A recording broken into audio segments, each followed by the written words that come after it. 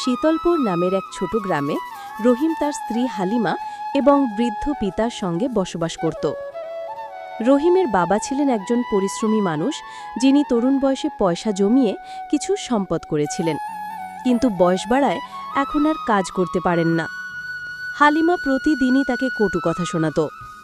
কাজ না করে বসে বসে খাও, তোমার কোনো দরকার নেই।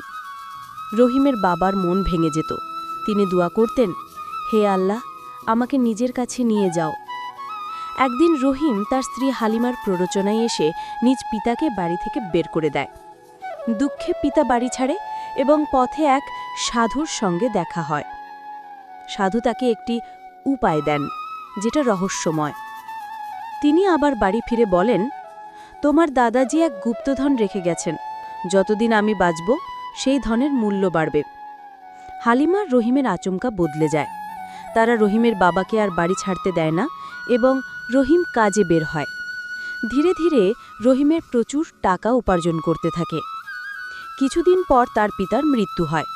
তখন রহিম উপলব্ধি করে, আসল গুপ্তধন টাকা নয়, বরং তার বাবার উৎসাহে করা নিজের পরিশ্রম ও সাফল্যই ধন। সে প্রতিজ্ঞা করে আরও পরিশ্রম করবে।